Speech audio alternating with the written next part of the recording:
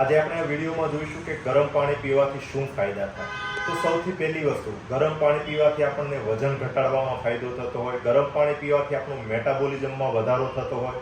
એક સ્ટડી અનુસાર જ્યારે જમવાના અડધો કલાક પહેલા 500 ml ગરમ પાણી પીવામાં આવે તો મેટાબોલિઝમમાં 30 થી 40% વધારો થતો હોય, એટલે આપણે વધારે કેલરી બર્ન થાય જે વજન ઘટાડવામાં મદદરૂપ થતી હોય।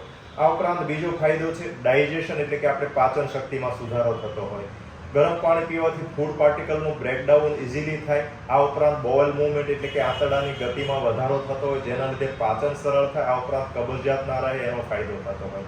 ત્રીજો ફાયદો છે ડિટોક્સિફિકેશન, એટલે કે શરીરમાંથી ટોક્સિન્સ રિમૂવ કરવા માટે ગરમ પાણી પીવાથી બોડીનું ટેમ્પરેચર વધે, જેના લીધે સ્વેટિંગ એટલે કે પરસેવો વળતો હોય, એનાથી ટોક્સિન શરીરના દૂર થતા હોય। આ ઉપરાંત ચોથો ફાયદો છે URTI, એટલે કે વાયરલ ઇન્ફેક્શન, ગળામાં થવું, સાઇનસના રોગો સામે પણ ગરમ પાણી પીવાથી આપણને રક્ષણ મળતું હોય।